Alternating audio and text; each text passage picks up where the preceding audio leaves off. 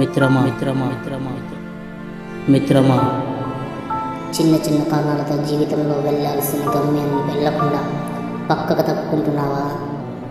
కారణం చిన్నదైనా పెద్దదైనా రేపటి నీ గమ్యం కోసం, రేపటి నీ గెలుపు కోసం పోరాటం చేయి మిత్రమా.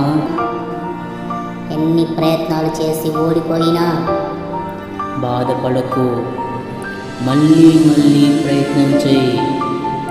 లోపాలు ఎక్కడున్నాయో సరిదిద్దుకో, మళ్ళీ ప్రయత్నం చేయి మిత్రమా. విజయం నీదే మిత్రమా.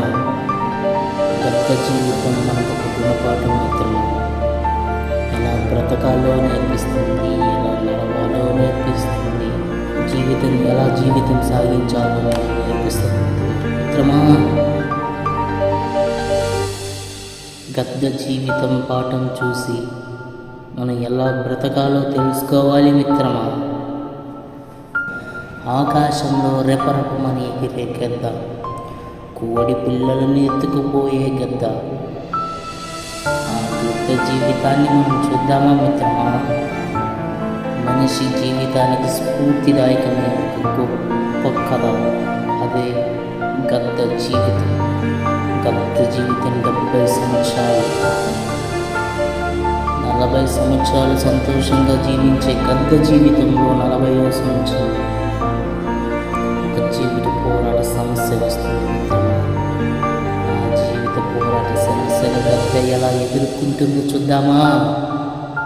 సరిగ్గా గద్దకు 40 సంవత్సరాలు రాగానే కాళ్ళు గోళ్ళు పెరుగుతాయి, ముక్కు పెరుగుతుంది, రెక్కల ఈకలు ఒత్తిగా వస్తాయి.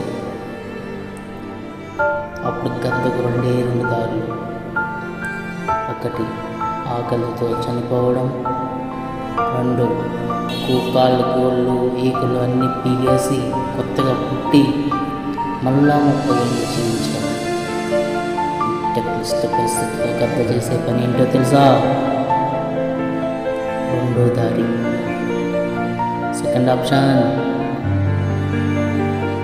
ఒక ఎత్తైన కొండకెళ్ళి అక్కడ పోయి ఒక గృహలో కూర్చుంటుంది మిత్రమా. అప్పుడు తన 2 కాళ్ళ మధ్యలో ముక్కు పెట్టి అటు ఇటు కొట్టి కొట్టి కొట్టి పగలగొడుతుంది మిత్రమా. పాత ముక్కు పోతుంది, రక్తం వస్తుంది, భరిస్తుంది, నొప్పి వస్తుంది, భరిస్తుంది. అయినా ఓపికతో కొన్ని రోజులు చూస్తుంది. కొత్తగా వస్తుంది ముక్కు, పదునైన ముక్కు వస్తుంది. అప్పుడు దాన్ని 2వ పని మొదలు పెడుతుంది మిత్రమా. కాళ్ళ గోరు పీకుతుంది. పీకేటప్పుడు భయంకరమైన నొప్పి, వేదన, అయినా ఓర్పుతో భరిస్తుంది. కొన్ని రోజులకి కాళ్ళలో గోర్లు కూడా వస్తాయి. మళ్ళీ కొద్ది రోజులకి రెక్కల్లో ఈగలు మొత్తం పీకేస్తుంది. పీకేటప్పుడు నొప్పి భరిస్తుంది. ఎంత నొప్పి అయినా భరించి 150 రోజులు అలాగనే ఉంటుంది మిత్రమా. ఆ సమయంలో గద్ద మునిపటి కంటే తన శరీరంలో 3వ వంతు కోల్పోతుంది శరీరాన్ని. అప్పుడు వస్తుంది మిత్రమా రెక్కల్లో ముక్కు కాళ్ళు. అప్పుడు సాగిస్తుంది మళ్ళా జీవితం. 2వసారి పుట్టడమే, తర్వాత 30 ఏళ్ళు బతుకుతుంది మిత్రమా. అలాగే నీ జీవితంలో ఎన్నో రావచ్చు, ఎన్నో పోరాటాలు, ఎన్నో అవమానాలు, ఎన్నెన్నో నువ్వు భరించవచ్చు.